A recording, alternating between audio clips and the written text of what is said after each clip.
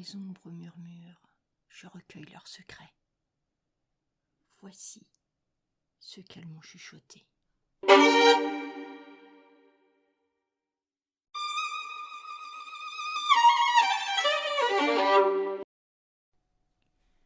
Du jour où on m'a dit que j'étais un glaçon, j'ai commencé à fondre. Je me souviens très bien des premiers signes avant-coureurs. C'était un frémissement au niveau du cœur. J'ai même cru que j'avais une crise cardiaque, parce que la plupart du temps, c'est comme ça que les hommes meurent, d'un coup d'un seul. Mais les femmes, c'est plus rare. Enfin, c'est ce qu'on m'a dit. Puis, ça a été un picotement au bout des doigts, léger comme une plume, mais agaçant au possible. Une sorte de torture chinoise, vous voyez, quand on vous force à garder la tête sous un robinet qui goutte. À vrai dire, ça ne doit pas être facile à faire ça, d'obliger quelqu'un à rester sous un robinet. Peut-être qu'ils attachent les gens avec une bouteille percée au-dessus du crâne. Si je vais en Chine un jour, je leur demanderai. Et ensuite, j'ai commencé à transpirer à grosses gouttes, d'abord dans le dos, entre les omoplates et puis sur le front. Je déteste avoir le front moite. Ce n'est pas présentable. On vous regarde et tout de suite on voit que vous êtes dans une situation délicate, ce qui vous rend encore plus mal à l'aise. Enfin, pour moi, c'est comme ça que je le ressens. Évidemment, je n'avais pas le moindre mouchoir.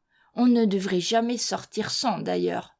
C'est ce que je me suis dit, juste avant qu'un mal de crâne horrible s'installe, une pulsation sourde, vous savez, comme quand on entend la fanfare qui s'approche de plus en plus près, jusqu'à exploser vos tympans, sauf que là, c'était ma tête.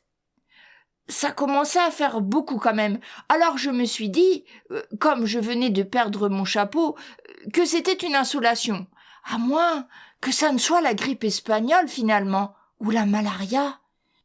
Quand on l'attrape, c'est pas sûr qu'on en réchappe. Surtout les personnes fragiles, comme moi. Je me suis ensuite rendu compte que mon écharpe était par terre, une si belle écharpe tout en dégradé de bleu et de la laine douce et floconneuse. Quel gâchis! Les écharpes, c'est comme les mouchoirs, il ne faut jamais partir sans. Un courant d'air et on tombe malade. C'est la porte ouverte au rhume de cerveau. Et puis, ça vous pose un homme, une belle écharpe drapée avec élégance autour du cou. On a envie de venir vous voir et de faire connaissance.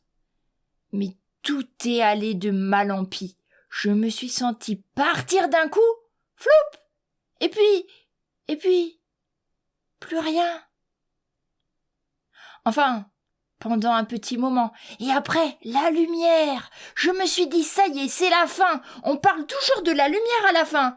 Je reconnais que j'ai toujours voulu me démarquer, sans être cabotin. N'exagérons rien, mais avoir un petit quelque chose en plus, pour ne pas me fondre dans la masse. J'espérais pouvoir faire la différence, même à la fin.